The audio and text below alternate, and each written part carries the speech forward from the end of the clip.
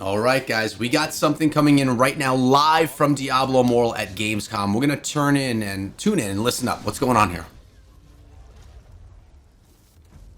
These are unspeakable horrors that you are fighting. Our boss experiences aren't something that you can get in any other game. We are giving players this heightened sense of horror. We have to deliver the player with experience that they're the hero. I think the spectrum of bosses that we have definitely hit everybody's personal horror stories. So we're like 50 bosses now. Some of our bosses in Immortal are incredibly deadly. And we're really proud to be able to actually have the ability to bring Diablo back into our universe. Everything that Diablo does, everything that Diablo says Quinn. needs to be unnerving, terrifying. It is going to be a very, very difficult battle. The music changes, the environment changes, and all of a sudden, you have to fight for your life.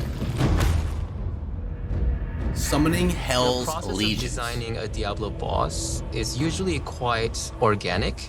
It really depends on the boss. Sometimes it starts with a cool mechanical idea. Sometimes it starts with kind of a narrative germ. The story team is going to have a lot of say in terms of like, what is the fiction behind the boss? And so what is the feel behind the boss? Bringing bosses to life. In some zones, we are going to lavish incredible build-up on a boss, especially the final boss. In Tristram Cathedral, before you fight Albrecht, the first Shardborn, there's a whole quest line that has you exploring the ruins of Leoric Manor and learning about his past. And so at the end, when you face him, there's this context and kind of a richness to the things that he is saying to you. This guy loves lore, by the way. That if you are paying attention to the dialogue, will maybe resonate a little bit more emotionally. Do you see how much stronger I've become? Once they have the mechanics down and how they feel the battle should go, then they get all that together and then it gets passed off to art. When it comes to designing a Diablo boss, there definitely is a long list of visual elements that we go to. Spikes, demon horns, rotten skin, decaying skin, burnt skin, different diseased skin. How do we stretch the skin out to make it look really uncomfortable? Ugh. We take different parts of the body and then we twist them in very uncomfortable, awkward ways. We love using different humanoid bodies and then almost melting them together. The intention in creating Diablo bosses is to instill a general feeling of unease. So if it starts to feel like we have pushed it too hard, that's usually the comfort spots.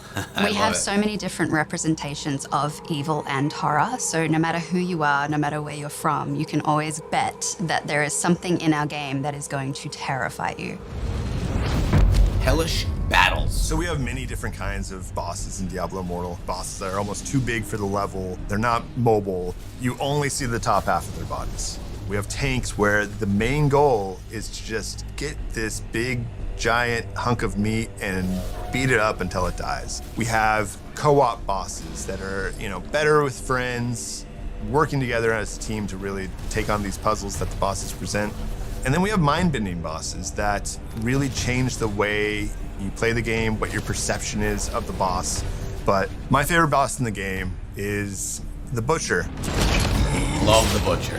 Absolutely love him. Bringing the Butcher into Diablo Immortal was quite a journey for us because it is such a beloved character in the Diablo lore. When I was playing Diablo 1 for the first time, there was this shock associated with encountering the Butcher. You open the door, he steps out, he's cleaving you very, very fast. You're like, I've never seen anything like this before. What the hell is happening? I'm dead. I love that. We wanted the Butcher to be the real Butcher from the first Diablo. So it was kind of like, how do we bring him into our game and what can we make more special about this particular encounter? Our Butcher is super intimidating. He's a gigantic boss, towering above the player. This is the Butcher that was basically too angry to die. He's just shoving his guts back in. He's got the chain that he throws. He's got the rush, he's got the fire coming out of the ground, and it's just a fun, nostalgic fight. Great addition to the game. Diablo, the Dark We've Rebirth. been building towards this encounter with Diablo since the launch of the game. Diablo is the Lord of Terror. His food and drink is the fear of other beings. He has this very recognizable silhouette with his giant horns on his head and also down his back. He has this very intimidating smile that is signature to Diablo. Diablo having a World Stone shard means he's entering the nuclear age.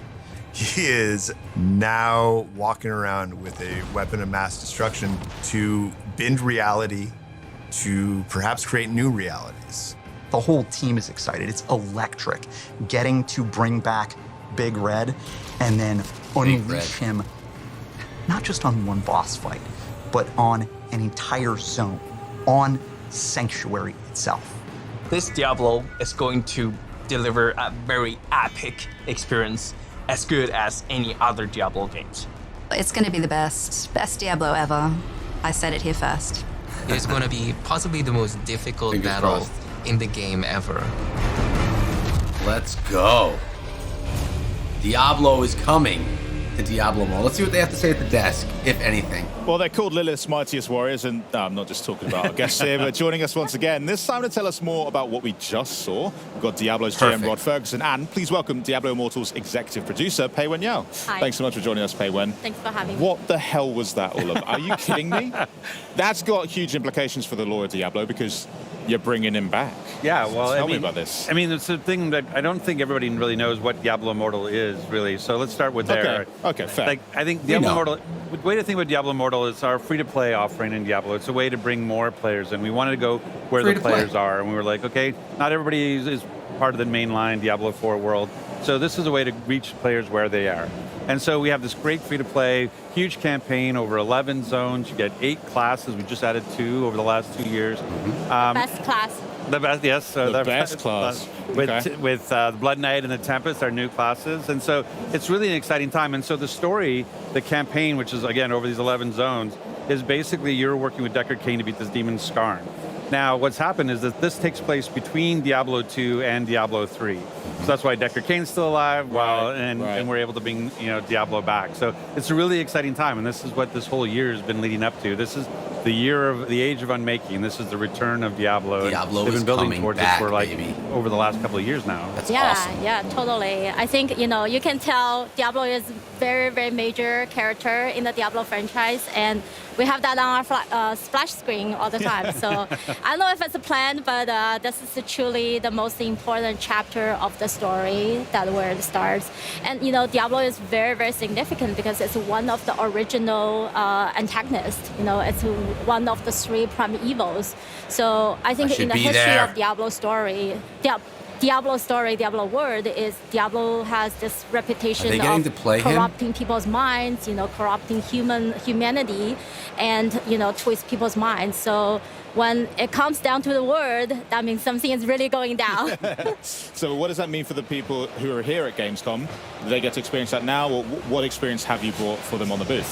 Yeah, so, well, first of all, we're really honored to be here, Gamescom. Like Rod mentioned, rock on her Diablo hand. Immortal is our first take of mobile version of Diablo World, on the phone, on the smartphone. So our mission is to reach more audience, and that's why we come here at Gamescom. Today we brought into a beautiful booth right here. That's great. Yeah, this is one of the most important content and gameplay in our game called the Helliquary boss. So Helliquary boss in our game is basically all right. So they're just playing Helliquary bosses right now. They're not doing any of the new content, which makes me feel like I'm missing out on a little less. In order to get to the next difficulty level. So as you go through the game, you will feel you're getting stronger, and you're going to more difficulty level. You get more stuff, the loot and the dungeon and the zone. Most important thing about Diablo Immortal is that we want to create this very sociable, very lifestyle kind of gameplay. So do that. for Helliquary boss, you can actually you can either play a solo, or you can bring your friends over there. And that's what we bring here. We built a tournament that 4 players come in to the booth and they can play, and you can just rank on the leaderboard and get awesome rewards. Yeah, That's cool. You have to beat 2 bosses, so there's like a 2 phase. You have to beat 2 bosses, and right now the fastest is about 2 minutes 45 to get through. I think I got a I'd shot. beat that. Yeah, absolutely, Yeah, thanks. absolutely. Thanks. No, I know you play a lot. That's Yeah, good. that's right. But anybody can do it. But it's really interesting, like that what Paywan is talking about. There's been over 50 bosses made for in this sort of these Helliquary bosses, and it's really exciting to see. You know, it's part of the progression. So it's always fun to have these new and interesting and different types of fights to have. And the fact that it's on mobile, but also on PC, like you can play free to play True. on PC today, and it's a great experience. I do. So players at home can also still experience the Helliquary bosses right now, or is Yeah, yeah. right Same now. content, same game, and cross progression. That guy doesn't play. So tell me about then the He build doesn't up play. to Diablo's return. What can players expect to? What kind of content can they get into right now and in the lead up to that content dropping? Yeah, so next few months is gonna be, like I said, it's gonna be the most exciting story chapter of Diablo Immortal. Awesome. It's gonna divide into, like the main quest line, the storyline is gonna divide into 2 parts. So we're gonna keep some in the future, Okay. but the latest one that is gonna come up is in September.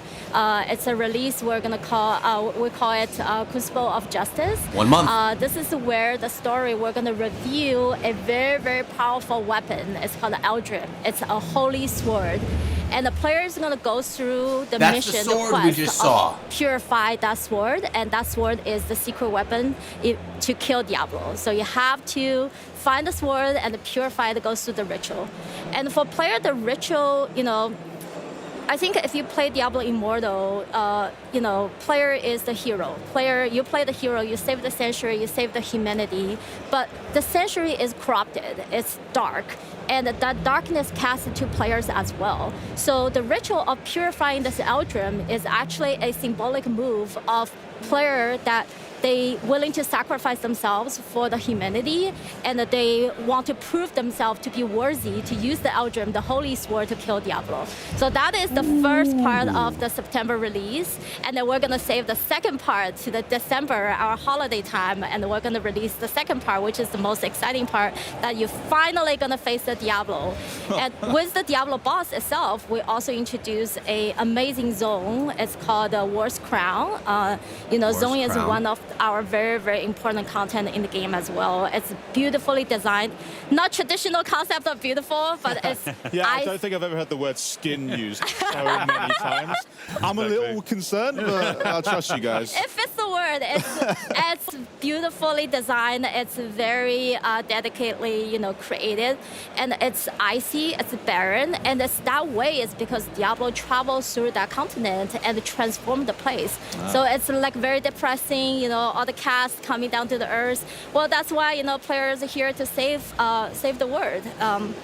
Yeah, and when player travels through this War's Crown, you're gonna encounter a lot of enemies. You know, you're gonna defeat them. Eventually, you're gonna encounter Diablo as the final boss. Yeah, I mean, you know, cool. You know, Tyrael. Like Tyrael Yeah. is like, when you think about like recognizable characters in the Diablo lore, Tyrael, the Angel of Justice, is one of the top ones. And so this is what's really neat about the story, is that it takes Tyrael's sword, Eldruin, and that's the sword you have to use to defeat Diablo. And so that whole idea of, hey, while I've been fighting Skarn and getting these World Stone shards, I've become corrupted and I have to get purified over in the Cold Isles so that I can actually be worthy of this sword. And taking that sword and then being able to use it against Diablo is just a really cool moment. I mean, you said in the video as well that this fight with Diablo will be the toughest fight players have ever. I mean, is that true? What are you possibly throwing at us? Because you also just showed us like a 20-foot butcher. So, well, I mean, what's Diablo? What's he going to do to us? Anything you can share there? Yeah. Oh well, I'm gonna see how much I'm gonna spoil here, but yeah, Diablo boss is going to be the hardest one that the player gonna encounter, because Diablo is such a classic character. So we still take a lot of, you know, the classic skills from Diablo. So, you know, it's still featuring fire, lightning. So if you go to the battle, have some equipment, have some gears that with the fire and lightning resistance will be helpful. I remember. Yeah, and because you're bringing the Eldrim to the battle, right? So when Diablo calls all his Diablo soldiers, and they will swarm over to you, and you have to beat them really, really fast. And that beat up of those enemies actually gonna recharge your Eldrim. It's gonna make the Eldrim ready to, you know, make it good use. So yeah, and by the end, hint, the real end. Oh, come on. The real end, you're gonna see this beautiful cinematics. It shows how Eldrin, player take Eldrin and eventually kill the Diablo. So That's all so exciting. I can't wait to. Oh yeah. Well, I'm gonna have to go and set a time on the booth to make sure I get a chance at that leaderboards. But I want to thank you both. So we have the Inarius statue, you know, the really big one that's the size of the Yeah, you know, I want it. Yeah, nah, you're gonna fight me for it. I'm taking it. I can't. They're gonna kick me That's out. what we're doing straight afterwards. We're all going down, yeah, and I'm going to come out on top. All right. Awesome. Well, thanks so much for joining us. I hope you enjoy the rest of your Gamescom as well. Coming up though, the team from Stalker 2. All right, guys. So I want to just kind of fill you in on what we heard there. We'll go full screen to finish this off. So that sword that we saw in the patch notes that I put out yesterday, that's Inarius' sword, and that's going to need to be used to kill Diablo. In September, which is, I mean, that's literally a week and a half away. I'm not sure what date in September, so let's say a month from now, just to be safe. We're going to be getting the content patch update, which gives us the new Diablo returning, but we're not going to be able to get that Diablo fight until December with the big update, which is going to end in a beautiful cinematic of Diablo dying to that sword of Inarius. So it all sounds really good. By the way, did you notice the name of the woman that that was on that booth? By the way, she gave us some nice little sneak peeks in there. Her name was Pei Win. I think that was just really funny. How ironic, right? But everything that they said was true. You can experience everything in Diablo Immortal absolutely for free. You could play it on PC, on mobile. We know that you could also spend a lot of money inside of the game too, but you don't have to. They talked about all the different zones and that there's going to be a new zone that's coming to the game as well, which is actually quite exciting. For all of you that like lore and like experiencing the zones, as I did in my video earlier on today, just about an hour or two ago, you know, the zones are a great part of the game, especially if you're doing the PvE experiences. So having a new zone that they're saying is very beautiful in a different type of way of looking at the word beautiful, I'm really excited for. But really, Diablo Immortal being set in between Diablo 2 and Diablo 3 allows us to have Deckard Cain, allows us to have Diablo come back. And with Diablo coming back with a shard of the World Stone, he should be more powerful than ever. Now, something to think about, they were talking about the Butcher in here, how the Butcher is such a brutal fight. We all know that you could power yourself up enough, depending on the Inferno difficulty, and you could really rip through any of the enemies. So when I go into a dungeon right now with 3 other players, we shred through the Butcher in like 10, 15, 20 seconds. Goes very quick because of our power levels. I'm assuming the same thing will happen with Diablo. He may very well be a more dynamic type boss, have a lot more things that make it more difficult, but it's not something that can't be power crept by us upgrading our class, upgrading our gems, upgrading our gear, and upgrading our essentially combat rating in a PvE experience. I am assuming that Helliquary boss is not going to be where Diablo is held, that it's going to be within the campaign, and hopefully within a dungeon as well that is within that new zone.